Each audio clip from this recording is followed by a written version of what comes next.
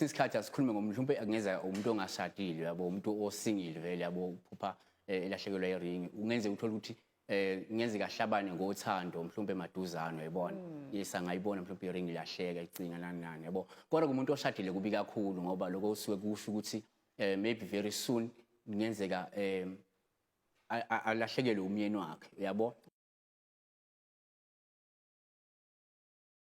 maningi ama-factors enza ukuthi umuntu mhlawumbe angakhohlwa iphupho yabona noma angalikhumbula iphupho yabo into yokuqala esingayibalula ukuthi khumbula ukuthi kunemimoya ethile esuke mhlawumbe kulethela lawo maphupho lawo yabona okungaba mhlawumbe uNkulunkulu noma ileyo moya ke ethile mhlawumbe efuna ukuthi ngelinye ilanga mhlawumbe wenze la alignment ukuthi uqhubeke kulethela amaphupho so kwesinye isikhathi omunye umuntu angaphuza mhlawumbe ukulandela leyo calling leyo yabo uthole leyo moya igcina siyacunuka leyo ingasale leyo milayezo leyo ngoba mhlawumbe uphuza ukulandela lolo bizo yayibona uma ukuthi lamaphobabelethwe ukuthi umuntu onobizo yayibona kwesinye isikhathi omunye umuntu ungaba ukuthi mhlawumbe kube nemimoya ethile mhlawumbe kule space akusona njengamanje yabo engahle iphazamise lawo maphupho lawo mhlawumbe space ahlala kusona njengamanje sinomthelela noma abantu asondelene nabo futhi mhlawumbe banomthelela noma kunento ezenziwa kulowo muntu lo yabo so ngafuna athola ukuthi mhlawumbe yini imbangela lokho ukuze akwazi ukuthola usizo yabona kodwa futhi ngakubalula ukuthi mina kwesinye isikhathi akusinki kuyenza ukuthola ukuthi akunankinga nje ingoba mhlawumbe leyo mlezo lesingabalulekanga kangaka yabona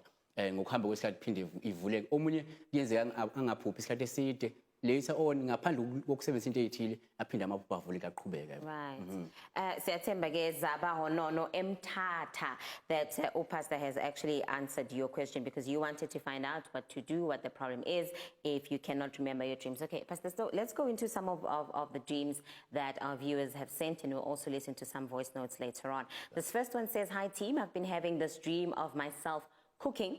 It's happened about 3 times. What could it mean? And this is from Utabile Ngobo in Moy River. Lesingakubalula ngephupho lakho ukuthi uma uphupha upheka ngalokho upheka kuphi uphekela abantu uyabona into yokuqala sibalula ukupheka uma uphepha upheka uphawu ongabe lubika isikhathi senjabulo mhlawumbe noma sentokozo ongaba naso noma usuku naso leso sikhathi leso yabo kanti uma ngenzeka mhlawumbe uphupha uphekela abantu abathile okusho ukuthi ngenzeka umuntu obeka abantu phambili noma injabulo nentokozo yabantu phambili yabo umuntu okwazi ongayibeki wena phambili but ubeka abanye abantu nenjabulo yabo nentokozo phambili yabo. All right, so Tabile, what Pastor is saying is that if you're dreaming of yourself cooking, it really just signifies a joyful period in your life. And if you're probably finding yourself cooking for a lot of people, it means you are the kind of person who puts other people's needs first or other people's joy first. But it's also important for you to remember guti upheka kuphi, so where it is where you're cooking and for who it is that you are doing the cooking. All right, let's move on to this one now. I've had this dream of me losing my wedding ring and looking for it, but I can't find it.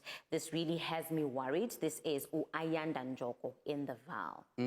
Asikuveza ukuthi uphawu ngeke lwaluhleke lolu yabo esikhathi esiningi kodwa ke kwesinye isikhathi asikhulume ngomuntu mhlawumbe angeza umuntu ongashadile yabo umuntu osingile vele yabo uphupha elahlekelwa iring ungenze uthola ukuthi ngenzeka ahlabane ngothando mhlawumbe emaduzane uyabona yesa ngayibona mhlawumbe iring ilahleka icinga nani yabo kodwa kumuntu oshadile kubi kakhulu ngoba lokho usuke kusho ukuthi maybe very soon ngenzeka alahlekelwe umyeni wakhe yabo ongaba ukuhlukana kwabo noma uthola ukuthi suke kungasho ukuthi lo muntu angandlula emhlabeni kwesinye isikhathi uyibona noma uthola ukuthi angayiphupha umuntu futhi elahlekelwa le ring le engayithola uma ukuthi kungenze uthola ukuthi kuzoba nokuxhambukela kwabantu bomndeni noma abantu asondelene nabo ixhambukele eyintweni ze-relationship yabo igcine isi-affecteke yabo futhi angabheka ukuthi njengamanje abekho abaxhambukela ey'ndabeni zakhe zobudlelwane okungenze babise lokho kuphazamisa mhlawumbe leyo relationship yayibona. Right, okay, so I understand what the pastor is saying is that if if someone who has this dream but they're single,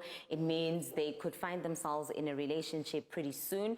But if you are married and you are having this kind of a dream, it's not always a great dream because it does mean that you might find yourself losing your partner. It might be in a form of a separation or it might be in a form of your partner actually passing away.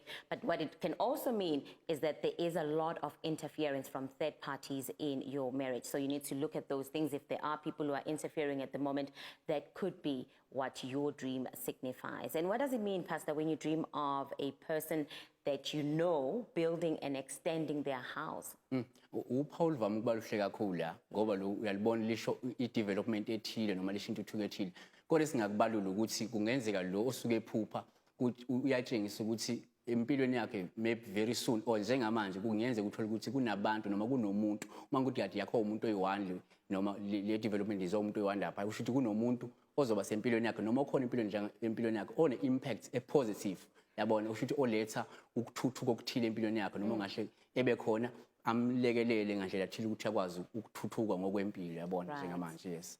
Pastor says now ke ama voice note esiwathumele ama viewers wethu wasithumele ku 072 411 6528 asike siwalalela.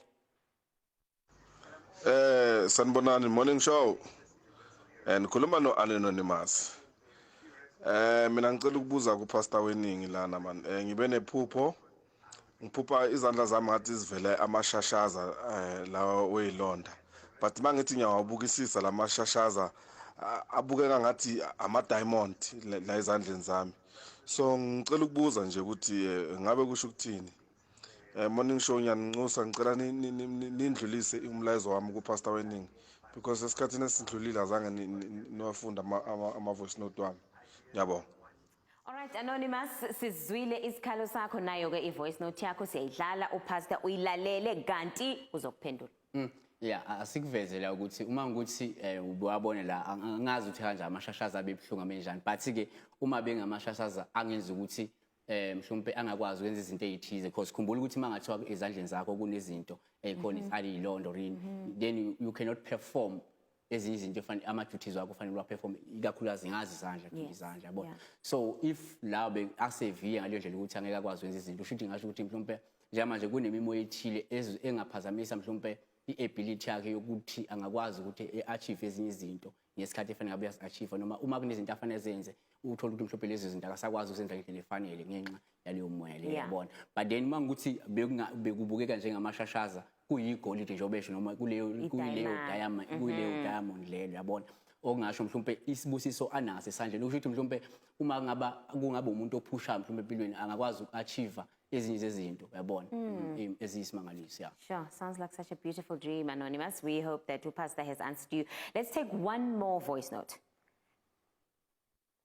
Morning, the morning show. So Maguza emaphupheni, I had a dream whereby bengipha umuntu ongakwazi ukuthola ingane.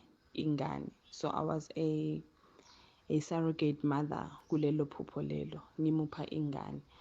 So what does that mean?